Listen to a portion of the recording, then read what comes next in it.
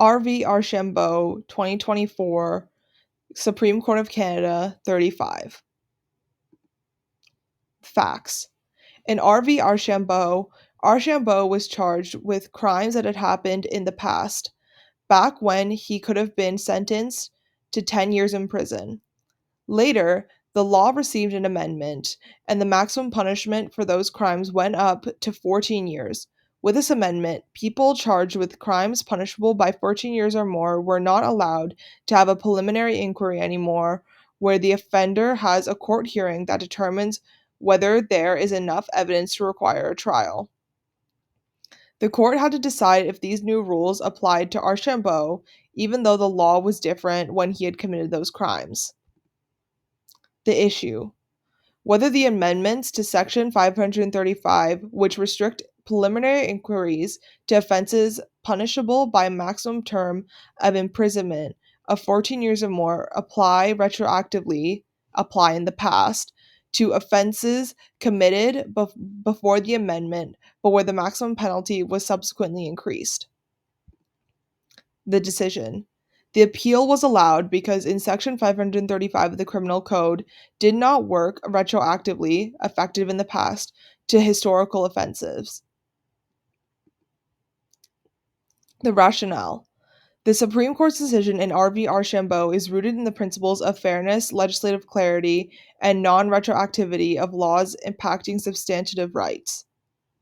Ultimately, the court held that amendments to Section 535 of the Criminal Code restricting access to preliminary inquiries for imprisonment over 14 years could not be applied retroactively to offenses committed before the amendments came into effect.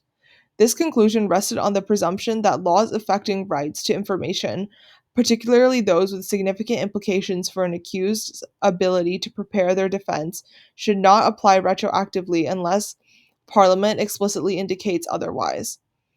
The court acknowledged that while preliminary inquiries are technically procedural, they play a critical role in ensuring fairness by allowing accused persons to test the Crown's evidence and narrow the scope of trial issues. As such, the court found that fairness demanded the accused retain the right to preliminary inquiry under the legal framework in place at the time of the alleged offenses. Analysis: the Supreme Court in R.V. Archambault decided that changes to the law limiting preliminary inquiries did not apply to offenses committed in the past. The case involved people accused of crimes when the law was still allowed them to request a preliminary inquiry. Later, the law was changed to restrict this right, but the court said the new rule couldn't be applied to offenses that had happened retroactively. The court explained that laws usually only apply going forward unless the government says they work backward.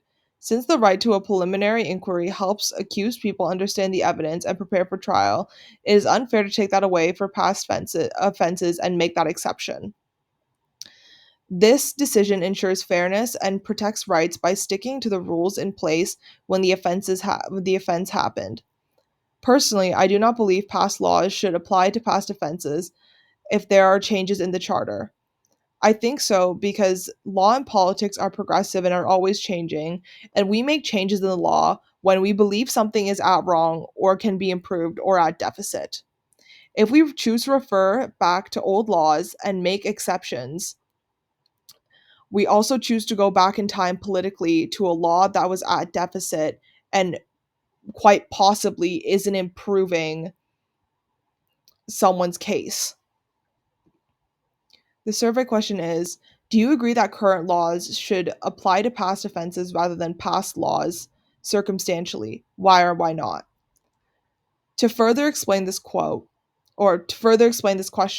what I mean is that do you think, in Archambault's case, do you think the court should have made that exception for him just because his crime was committed when Section 535 had changed?